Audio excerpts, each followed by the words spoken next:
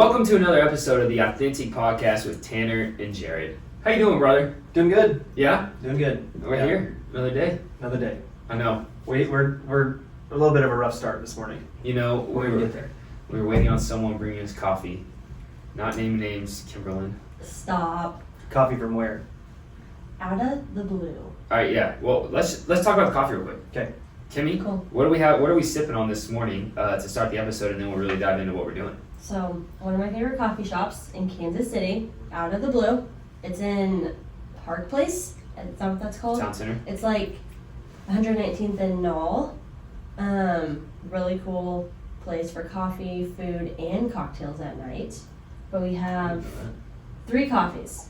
I did a brown sugar, a coconut caramel, and a lavender honey. Okay. They're good. Sweet drinks. Yep. You Let could me know put what brown you think. sugar in anything for me. It's And I would same. 100%. Probably my favorite. like brown Yeah. sugar Pop-Tarts. They're The so best. good. Oh man. Yep. Well, All right, Tanner. Let's let's obviously dive in. I'm gonna ask you real quick. I'm gonna go off topic. Yep. Feds met. Mm-hmm. Nothing exciting happened. Great question. Yeah. But great if point. there's anything you want to add, let's talk about that. Feds met, and this episode's being recorded in July. Feds met yesterday and basically hit everything that they were expected to. They hit your face right there. Is it good? Yeah. It's fire. The Feds met and raised the interest rate, Fed funds rate, 25 basis points. That is exactly what was expected. Exactly what they said was what was expected for all the predictions, and that means nothing really happened in the mortgage market. One big assumption that people have is that the Fed funds rate, when you hear interest rates, are tied to mortgage rates. It's not at all. Mortgages are tied to the bond market. Fed funds rate is like interest rates on credit cards, auto loans, student loans, all of that. And so, with that, when they hit expectations, nothing changed in the mortgage industry or mortgage rates because there was nothing really exciting. They didn't say anything of fears of going into recession. They were kind of actually bullish on the fact that they were actually doing good. Inflation numbers were coming down. And so, yeah, nothing major came out of the meeting yesterday. So that's good news. It means mortgage rates didn't really do anything different. We'll follow it the next couple days as people break down what came out in the Fed minutes and what the Feds were talking about. But with them raising 25 basis points, they aren't expected to raise that much more the rest of the year, which is great news. So now they did hit the highest they've been in 22 years. So that is news, but it does not, mortgage rates were expecting that. So mortgage rates have kind of stayed the same. Okay. So, Perfect. Yeah. well, what are we talking about today? So I've had some things that have happened the last couple of weeks. You know, I think right now, especially more so than ever, rate sensitivity is very high. Yep. For obvious reasons. You know, back in the day of low mortgage rates, obviously people didn't really care too much about who they worked with. But now if somebody can get a lower rate somewhere else, it seems to be a much hotter topic, Right. a much bigger deal than it used to be. That loyalty factor is down a lot. The loyalty factor, and that just made me think, okay, if I'm getting some of these concerns or questions about the lending side for my clients, Right. I'm curious what you're hearing about realtors on your side. Yep, Like- we're exact same thing of people are a lot more interested in who they're working with and the money that they're making or saving right now compared to years in the past. And I think a lot of that on our side is inventory issues mixed with the rates. So you have Right. inventory issues, and that's what it's kind of like high rates for mortgage lenders. Inventory issues really predominantly has an effect on the realtor that they Right. work with. So that's what we're seeing. Yeah, and I think it'd be interesting too for people, and the reason why I think this would be interesting for people out there, these are questions that they're probably not comfortable asking you, Right. and vice versa, not comfortable asking me. Yep. So let's just put it on the table and talk about it, because I think there's some valuable information here about just the process in general and why we do what we do when we Right. recommend people. Right. So I have mine specifically was an instance, and this has happened before. And I want to put a disclaimer. I don't ever want people to spend more money than what they're comfortable with. Right. I Either way. understand that rates can factor quite a bit in your decision. But I do want to talk about that loyalty factor with lenders because lenders, in some instances, over the weekends, will take time away from their families to pre-approve somebody. Right. They pre-approve somebody within just a few minutes or less than an hour. Again, hey, I'm at my friend's wedding. Let me step aside for a second. Happens all the Do time. this for you, and then Monday rolls around and somebody's like, hey, I found a better rate, so we're gonna go with them. Or maybe they may not ever even tell you. Yeah, that happens a lot too. So the loyalty factor, I think I want to talk about, because I get that sometimes too, right? Yep. Gosh, we know Tanner pre-approved us when he was at the lake, but we found a better rate somewhere else. We have to And go. now, this is what I tell people. So I'm curious what you tell Yep. people in that instance too. Is again, I don't want you to spend more money. If you can save a ton of money, I'm not asking you not to. Right. However, working with a lender, having that type of I don't want to say loyalty, because not everybody knows you at this point in time, right? Right. Not everybody knows their lender at this point in time. I think it's more of a honoring the work that was done to help them. I think people need to factor in Right. what was done to help them get that house. Had they worked with another lender, that probably would not have happened. Had they worked with an online institution, that probably 0% would not have happened. So I do think that there is it would be a big deal to consider rewarding the hard work of a lender. Right. And by that, I always say, I understand if you get a good rate, you should, number one, consider what was done for you to help you get the house and what they'll probably do on forever, Right. with you as part of the team. Number two, at least give them a chance to win your business. Yep. Amen. Yeah. See, and that's what I preach for any. That's why I like working with you a lot, because you do preach that. At least give them a chance. We wouldn't be in the business if our rates were far off from everyone else, right? You're always going to find someone. Our kind of saying is, if you shop us with 5 people, we're going to tie 3 people, we're going to beat 1 person, and there's going to be 1 person online or someone that you give them a sheet that says they're going to beat us. Why? Because everyone's kind of competing, right? And so we always ask, give us a chance on it. We did work over the weekend. You wouldn't have got this house if we weren't working on the weekend. And 9 times out of 10, we can match what's going on elsewhere. If it's something that's crazy, I get it that you're trying to save money. And the time, especially right now, when you're probably going to refinance within 2 to 3 years, is our little bit of work to get you this house worth $20 a month to you? And if the answer is no, then great, that's okay. Maybe we aren't supposed to work together. If the answer is, hey, I do want to reward what you're doing, I do want to get the best rate, however, I do see your work, we always try to take care of our clients. We want them to get the best deal possible, and we're that person that's going to be there for life. You want someone that's going to be there when you have a question about your mortgage, why did my taxes go up? When it's time to refinance, do you want to watch the mortgage market 24/7, or do you want someone that's going to be in your pocket that knows when it's time for you to do it? So we're not preaching, hey, this is a one-time transaction, go with us because this. We're preaching, hey, we're going to be there for your 3rd, 4th, 5th home that you buy when it's time to refinance, and we're a partner in this. Now, if you're all about saving money, I'm about saving money. My whole job is handing out money and lending money. I want to do what's best for you as well. I'm never out here to get you.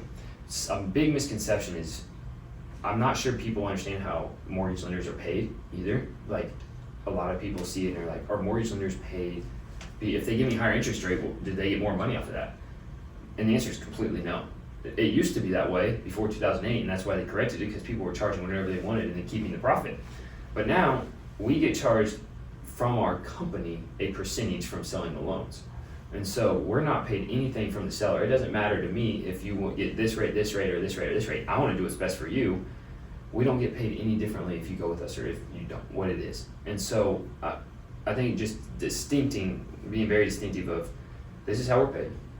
I'm going to do everything that I best can for you because I want to prove that I can be your guy for life. This isn't a one-time transaction where if you just go with someone that's an online lender or someone that you Google search real quick what rates are and you find a rate, you're not going to have that person. When your taxes go up $300, $400 in Jackson County, who are you going to reach out to fight that? How are you going to know what's going on? And so that's what we preach is we're there for life. If it's a difference of, normally when you're shopping, it's a difference of 1/8%, meaning from 675 to 6875, and that's the difference. It's like, okay, you're going to be here for 1 or 2 years, we're going to refinance you. That's a difference of $200 to $500, depending on how big the house is. Is my time worth that to you? Sure. If the answer is no, then we may not be the best client. If the answer is yes, I'm going to do everything I can to save you the most money the long term of your life of your loan.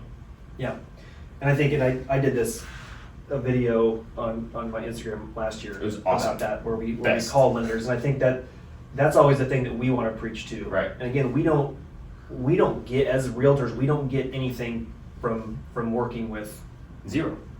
lender, right? We don't get kickbacks or anything of that nature. It's legitimately, we want this process to be as smooth as possible for you. And when you work with people, Yep. and I tell people a lot too. Part of my spiel is like, I will require you to talk to one of my lenders.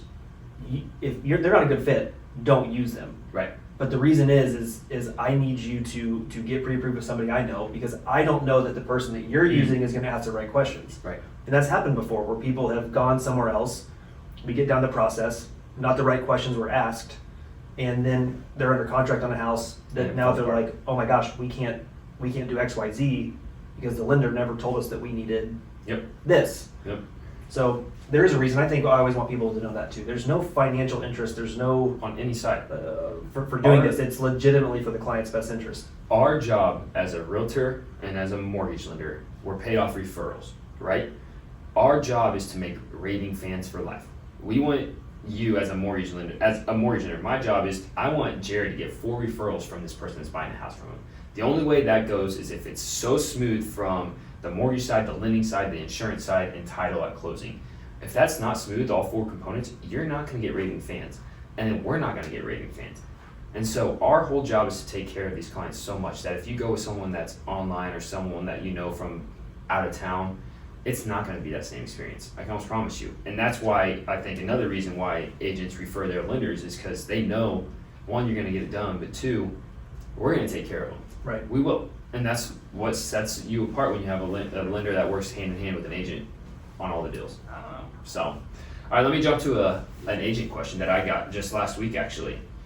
And this one, I hate bashing that internet website that starts with a Z that rhymes with minnow or Millo, but I'm going. Minnow.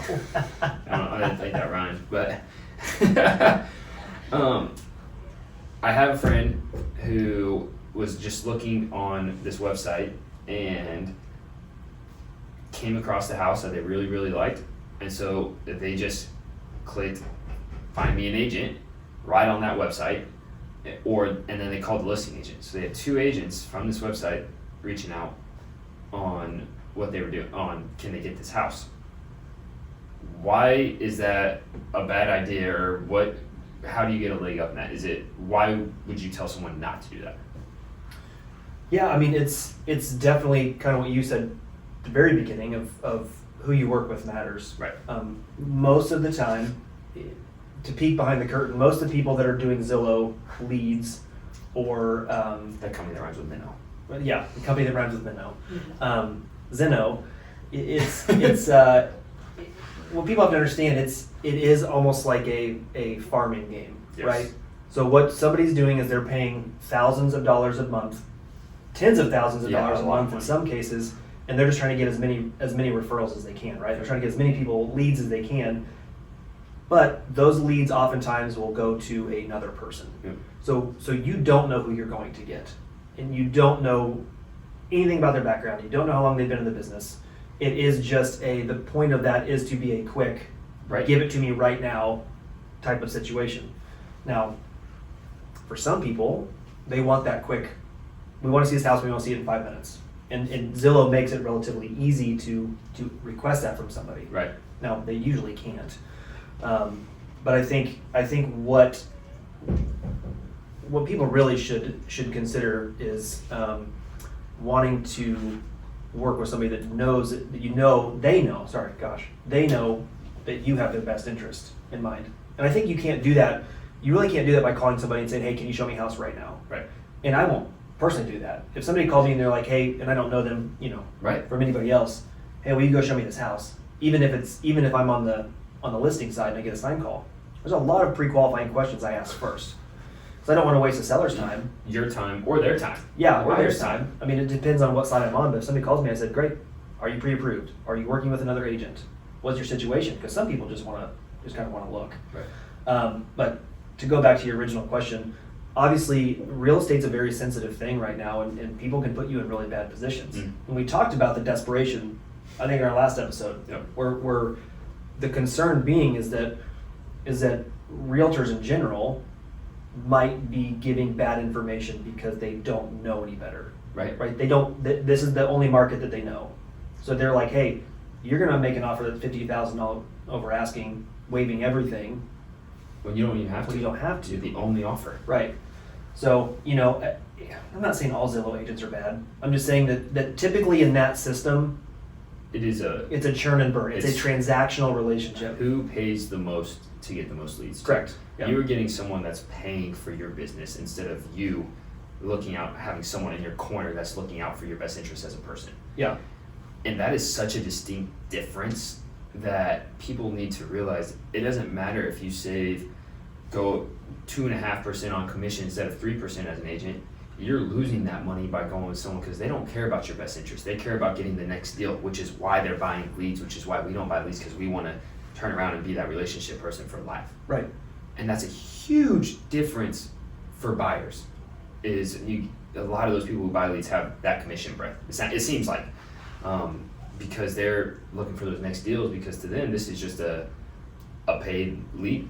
That's exactly what you are to them. They don't care anything about your story.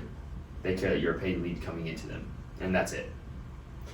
Yeah. Again, there are going to be some people that are good. Yes. They can do both, but primarily the people that are spending that much money on Zillow are typically trying to fill a pipeline of potentially people that work underneath them. Yep. And it then becomes a number. It becomes a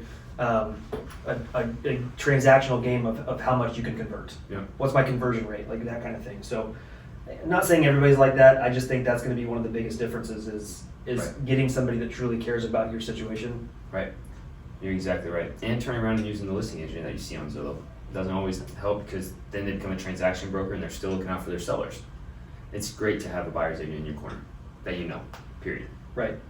Okay, so one of the other things that is very difficult with conversations that I have a lot of times with first-time home buyers, by the time, if you're buying your second or third house, a lot of people have already, Hopefully they have a lender for life. right, they've got their loyal lender. But this is one that I get from everybody. Doesn't matter if it's your fifth house or your first house. It's I don't want to get pre-approved. I can afford it. Yep. And I can't tell you how many times that's legitimately not the case. Right. Because it doesn't necessarily matter how much you have in your bank account or how No. much you have in your investment. Right. That's such a good point. Is people believe because they make a lot of money that they can afford anything. They don't look at the whole picture. There's 3 major components when going in. It doesn't matter if you have $1 million in the bank. Your income and your assets are a very small portion of how much you can qualify for. The 2 main factors: debt to income ratio, so all your monthly debts divided by your gross income before taxes, and your credit score.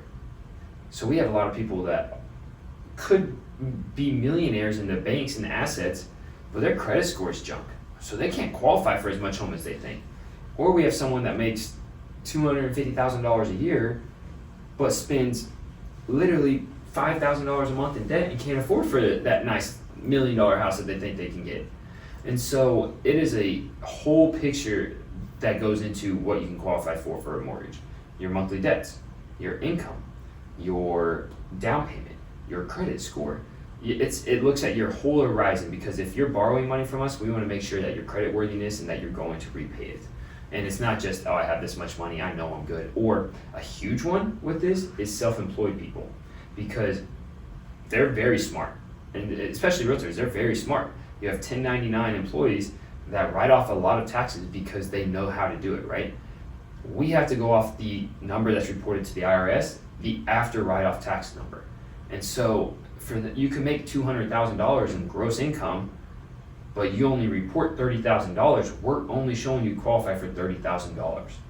And so that's a huge one for self-employed borrowers. That's probably one of the number 1 people that we see have issues with this, that say they can afford houses. Because a lot of times self-employed buyers are the ones that are looking at high dollar things because they make great money, but they write off everything and they can't qualify strictly based off of that. So yes, great point. everyone believes that they should qualify for a certain amount of home or they wouldn't look at it, or they don't even really know what the monthly payment is until they talk with lender because it's that the Zillow number is wrong or what they see online is not, it doesn't have taxes or insurance in it, and they realize, oh my gosh, I can't afford this monthly, which is why we beg and plead people get pre-approved before they look at a home and create that budget, because what you can afford and what you actually get approved for is way different. So, great question that we get a lot. And Right. as a realtor, we don't want to have people showing 20, 30 houses before they know what they're qualified for. To save time for the buyer, save time for the realtor, save time for us, everyone. So before you look at houses, please get pre-approved, because you never know what you qualify for unless you actually talk and go over everything credit-worthy wise. Yeah. So I have a very strict rule. I will not show a house if somebody's not pre-approved. see, I wish everyone was like that. And some realtors I know tell people, like, I will give you one house, we'll go see one house together, Right. but that's what I'll give you before you get pre-approved. And it's not because of laziness. It is of, okay, what if you love the house? Yeah. Right. And then we go through the process and you can't afford it. That happens a lot. That's very hard. And then you get discouraged. Right, And you don't want that. It's supposed to be a fun process. right. And even when I have my new home buyer meetings, I do tell people too, I think when people meet with the realtors, the people want to say, this is what I want. Right. I want this, I want this, I want that, I want that, I want that. I always tell people, like, you can tell me this right now, it doesn't matter. Right. Because you don't know how much you can afford. You may want a 5-bedroom, but you can only afford a 3-bedroom. So Yep. there's a reason why we do that and why we don't go off of, oh, I make plenty of money, it'll be fine. Because It's not fine. it's not fine at all. And a lot of people say they make plenty of money, and then you actually see their finances too, and they overshoot their budget. And that's the least thing that we want to have happen. Right. So, yep. All right. Let me ask you another one. I'm gonna try to break off of the Zimino talk. But one that I just had recently, is strictly why even work with a realtor if you're casually looking for 6, 9, 12 months online, just want to see houses, paying fees. Yeah, a lot of people are like, I don't want to pay the 3% fee, their commission split. I'm like, do you not want to get paid for the work that goes into it? And then in this market, you have to have a realtor. So to even have a chance. So my question is, one, if you have someone that's coming to you saying rather they want to cut costs, or someone that's coming to you saying, why do I need a realtor if I'm just casually looking? How do you go about that? Yeah, I mean, first things first, we don't cost money to buyers. Our commissions are paid by the seller. So if somebody is saying, Hear that, buyers? yeah, if somebody says I don't want to pay a commission, well, you don't. Now there's transaction fees, usually around, depending on the brokerage, like $300 to $500. They get wrapped up in closing costs for buyers. Right. That's not like an upfront fee, and it's not a fee that necessarily goes into the pockets of a realtor. It's usually to pay for some of the brokerage stuff and to keep the lights on and all that stuff. Right. The people that are reviewing the contracts and submitting contracts and making sure everything is as it should be. So buyers do pay that, but they don't pay a commission. The seller does that. So first of all, we're essentially free to work with. But I've had this happen to me just last week. Is somebody called and they said, hey, we're still probably 10 months away from being there. We're going to be moving to Kansas City in August. What should we do? I think that's great, because obviously, They're on top of it. right, and that can only help their cause to research, so that when they do get here, they're ready to rock and roll. Right. Now, what we probably won't do is, I don't think there's a big reason to go see houses when Right. we're not ready. I think we can have those conversations, and I think it's advantageous maybe to look online and maybe poke around some open houses. But the whole learning point of when you're trying to get to a new place, it has to be in the moment of when you're looking. Because if I'm looking now and it's a really hot market and you're going way over asking, Could be way different. it could be way different down the road. And now we kind of had our expectations set differently. Right. So I always tell people, like, we don't need to be doing this quite yet. And I'll be honest with them. And I told them they wanted to look at new construction. And so I told them, I'm like, that's great. If you're a year out, you're probably looking at lots or foundation periods Yep. in new construction. Yep. And then we can do that. Right. because that's going to be within your wheelhouse. Yep. If somebody says, hey, I want to buy a 3-bedroom house in Overland Park, but I'm not moving here until August, I'm going to say, great, we're going to set you up on a search. We're going to have some conversations. I'm going to have you tell me what you like, what you don't like. On our app, you can heart houses and make notes. And What app's that? Like, is that an app with just? It's our pictures? MLS, yeah, our MLS one. But people will go in and they can heart houses and say what they like about them, and I can see their notes. So I say, tell me, because then now I'm learning what you want.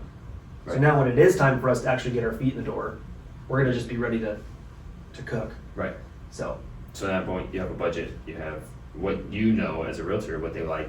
So the second you see a house at the market, right. you rev it. But also too, when people come to me first, and I can help them source off-market stuff too.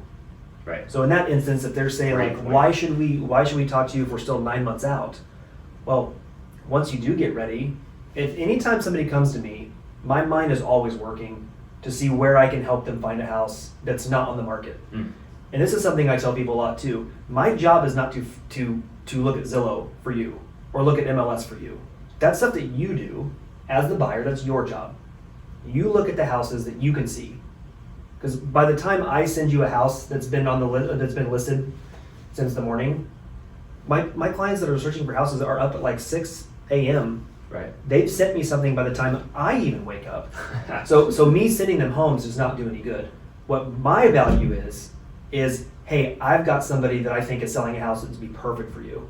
Let's see if we can get in early. Let's see if there's a way that we can work something out. I'm giving them early access if I can. I'm giving them inside information if I can. I'm doing all those things. That's my value. My value is not opening doors and sending a house. That right there is why you need a realtor more than you just looking at Zillow, even if you're 6-9 months on the road, period. Right. You're not gonna have the opportunity any other way. Yeah. And that's huge. And I think too, like, and I always tell people, it's not, you set that expectation, right? Right. Because that's my value. Me waking up and being like, hey, here's 4 houses that meet your criteria. I give people the option. I say, if you don't want to look, that's not what you're interested in, I'll absolutely do that for you. But most people are so excited in the process. They are seeing things far before I even do. Right. Because they are hyper focused on what they're looking for. Especially if you're on MLS. Right. So and then I help people pare that down. Yep. So that's when somebody sends me this house, like, man, we want to see this one. Right, today. I'm like, cool. Let me look at it, I'll get right back to you. Go online, look at everything, and I say, okay, do you know that's next to a cemetery? Do you know that's next to a busy street? You said that you wanted a finished basement, it doesn't have a finished basement. So like, can we disqualify these properties so you're not getting burnt out? That's huge. If you keep looking at houses and you're seeing things that don't fit your criteria, you're gonna get super frustrated. You'd be like, man, there's nothing for us. There is, we're looking in the wrong, we're looking the wrong way. Yep. We're shopping That's the so wrong way, good. so. That is so good. Yeah, that's a big reason why those of us, Right. we want people to talk to us early. Yeah, they need to. And you see it even more now. It matters so much who you work with in this market because people like Jared, for instance, that have a great reputation in Kansas City are known and have those relationships already made with listing agents where they may be able to find you a deal or at least let you know what's going on so you know if you need to bid 20, 30 over or if you're right at asking price and can get in right with what you see. And that's a huge difference. Especially in the way the market is right now with low inventory, it matters so much of who you work with. Right. And I even have on my board in my office, I have a realtor shit list. And I'm not exaggerating, it is people that have made the process so hard, or they've done something unethical, or they've done something Right. that has hurt my clients. Yep. We don't work with them. Yep. And that's the other thing too, is I can say, man, you really like that house. I just want you to know I worked with XYZ agent. They're on my list. Here's why. We need to proceed with caution. Because that is also the protection Yes. that a good realtor is going to provide you is making sure that you, in that process, don't get into a situation where otherwise you may not know that. You're not supposed to know. Right. You're never doing it. Right. Where, guys, we see it every day how important that is. Right. Every single day. So in fact, if you have someone like Jared on your side, it's so important.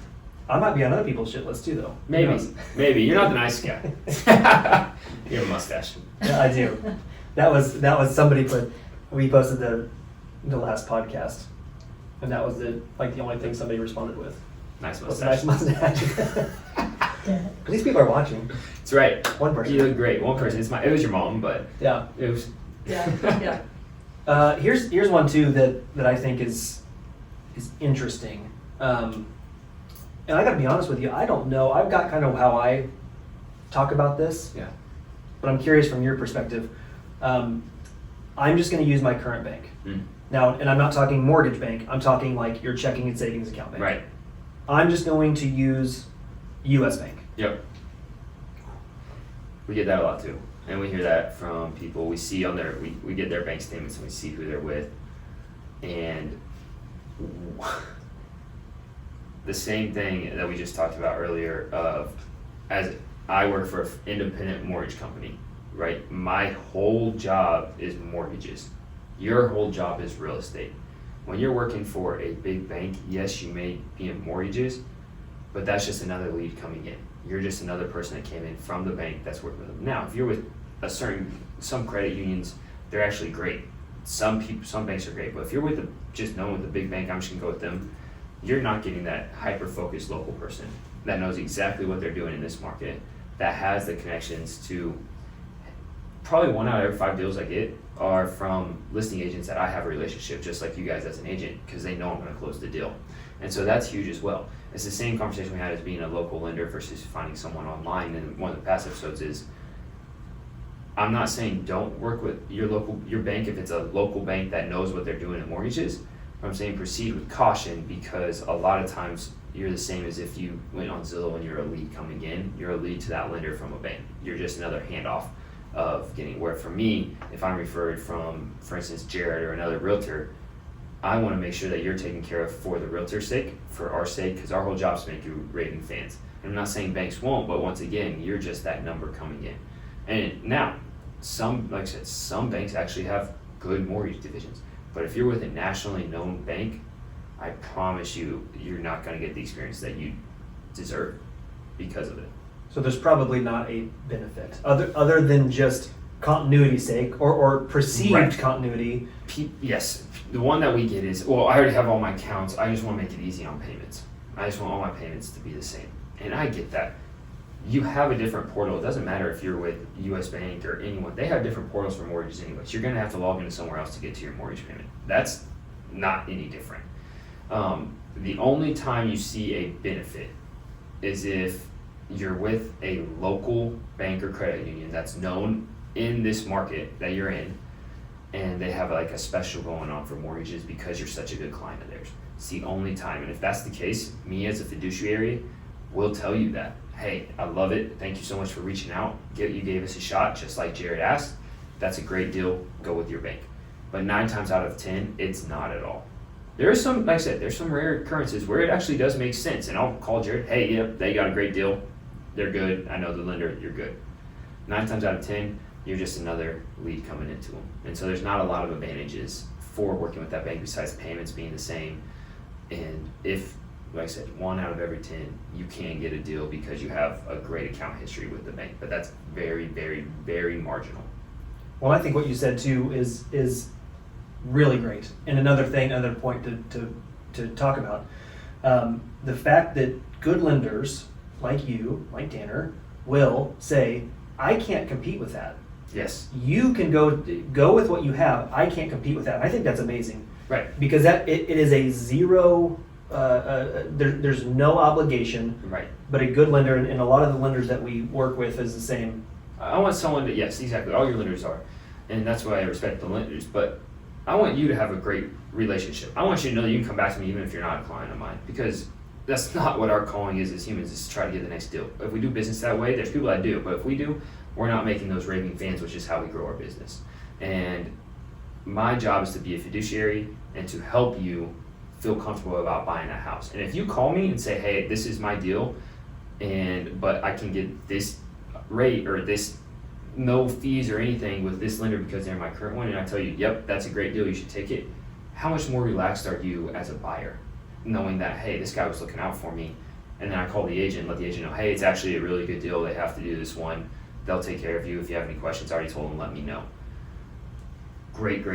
That's a big deal. Big deal, and I truly believe in that. I had one that just this past week someone had a better physician loan than us, which is just a rare product, and it's a local bank that had a rare product. I got in through the whole process because their lender wasn't doing it, but they got a great deal on it. And I'm just going to be straight up honest. I want them to feel comfortable with what they're doing because, like I said, we get paid through referral. We want to take care of our agents and the clients of our agents. And I'm not taking care of you if I'm lying to you and I can't sleep at night if I know you can do something better. Very rare does it happen that you get something better, but in those cases you are, we will tell you. Yeah, that's fantastic. So That's great. so yeah. Well, we're getting close on time. The one thing I did want to ask you is, with this market being so tough, just leave us with this. Not even an elevator pitch, but I just want 60 to 90 seconds on just why even have a real estate agent. Why even need one? You have it for sale by owners all the time. If you're casually looking, like we talked about before, what are 1 or 2 points on just why? I think the obvious answer is this is a big deal. Buying a house is typically your biggest asset. It's typically the most money that you spend at any given time in your lifespan. Having somebody on your side that is looking at everything with you and for you, I think is invaluable. I don't know any other type of industry where you can do something this big and do it yourself without some kind of complications. Right. Now, I get some people are smarter than other people, and sometimes I have clients that do the same thing where they're like, I think I can probably do this myself. I'm like, totally. And you might be able to, right? I don't know. But it is, I just think it's such a big deal. You really should have somebody that's on your side and making sure that the other person, because we always say there's about 40 people that touch any given transaction. Right. So we basically oversee all of that. If you want to do that yourself, more power to you. But That stress that you get from that, I can't even imagine. But we make sure that everything is lined up and buttoned up to make the process as smooth as possible. And what we want is obviously people to say, man, that was so easy. That's the whole point. What you don't see is what is it, like the duck feet, right? Where it's like you have this calm perception, but obviously like everything underwater, everything is going wild. That's really true. I mean, what we're doing Right. to help people, to shield them from the stress and anxiety is a big deal. And I think people should should consider that. Right. So Especially on the buy side with it being free. yeah, Can't do it on the buy side. And one thing I'll add to that, you're not getting a house in this market without an agent on the buy side. Period. right. Period. No shot at it. So do yourself a favor. Yeah, Get an agent. yeah, So awesome. Should we talk about the coffee? yeah, actually, because I have a few different takes on this coffee. Ooh, tell me.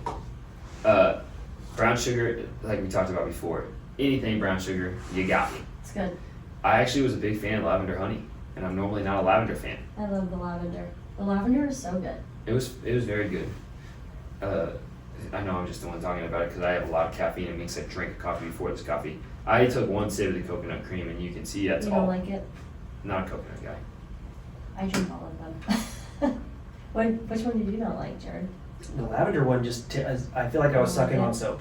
Oh. It is Maybe way you got too all the much lavender, and I just got all the honey. Maybe. Because I don't like lavender, and I didn't really taste the lavender. I just Oh. taste the honey. The coconut one that one's my favorite. The coconut one? It's Yeah. good. Oh, you like coconut though, probably, right? Oh yeah. See, yeah, that's funny. They said it was their 3 best lattes right now. So I do like Out of the Blue too, because you can sit on swings. It's just a good vibe.